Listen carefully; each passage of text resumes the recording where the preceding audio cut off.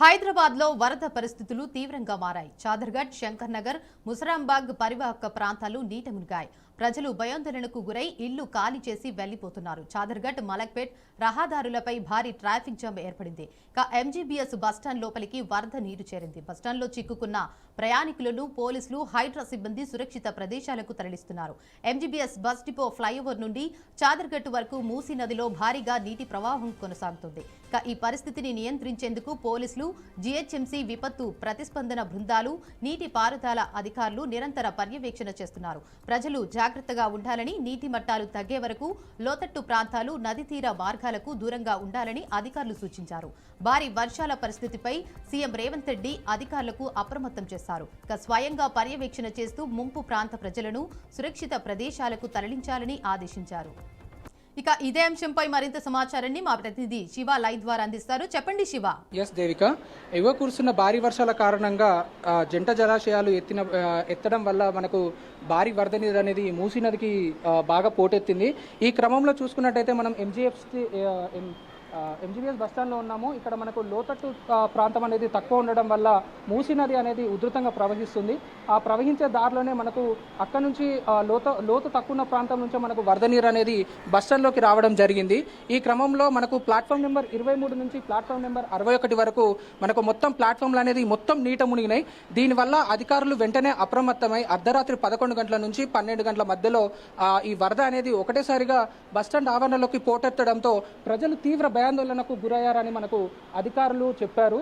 ఈ క్రమంలో platform number 61 to platform number 27 అంటే దగ్గర ఒక 30 ప్లాట్ఫామ్లు మొత్తం వరద నీటితో ప్రభావితం అయ్యాయి.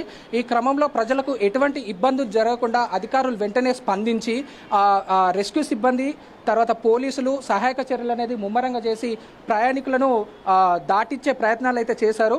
వాళ్ళకు ప్రత్యామ్నాయంగా వాళ్ళకు ఆల్టర్నేట్ బస్సులను కూడా అరేంజ్ చేసినట్టు మనకు ఇక్కడ రంగారెడ్డి శ్రీలత మేడం గారు చెప్పారు.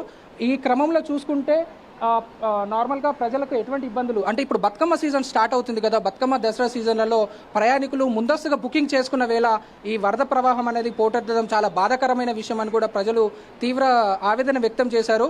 ఈ క్రమంలో అధికారులు ముమ్మర తనిఖీలు చేపట్టారు.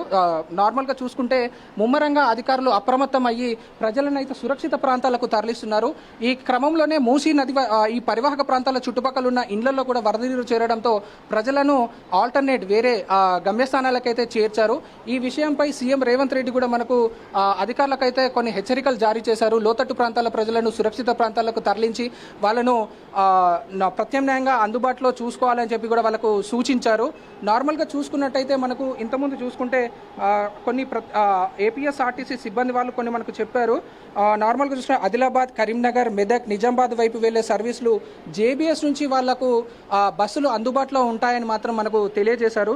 వరంగల్, హనుమకొండ వైపు వెళ్లే వాళ్లకు ఉప్పల్ క్రాస్ రోడ్ నుంచి, సూర్యాపేట్, నల్గొండ, విజయవాడ వైపు వెళ్లే వాళ్లకు ఎల్బీ నగర్ నుంచి, మహబూబ్ నగర్, కర్నూలు, బెంగళూరు వైపు వెళ్లే వాళ్లకు ఆరంగర్ నుంచి మాత్రం బస్సులు అందుబాటులో ఉంటాయని మనకు ఆర్టీసీ సిబ్బంది అయితే ఒక ప్రకటన వెల్లడించింది.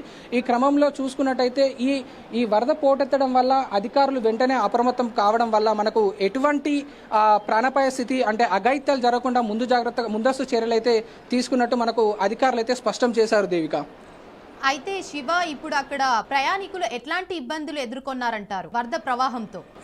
దేవిక, చూసుకుంటే ప్రయాణికులు ఇప్పుడు నార్మల్ గా వాళ్ళకైతే ప్రత్యామ్నాయ ఏర్పాట్లు అయితే చేశారు. వాళ్ళకు బస్సు సర్వీస్ ఇక్కడ నుంచి లేకపోవడం వల్ల తీవ్ర ఇబ్బందులను అయితే ఎదుర్కొన్నారు. వాళ్ళకు ఆల్టర్నేట్ గా లోకల్ బస్సు సర్వీస్లను అరేంజ్ చేసేసి వాళ్ళు ఎక్కడికైతే వాళ్ళ గమ్యస్థానాలు ఎక్కడికైతే వెళ్లాలో అక్కడికి ప్రత్యామ్నాయ బస్సులను అయితే ఏర్పాటు చేసినట్లు మనకు ఆర్టీసీ సిబ్బంది తెలిపింది.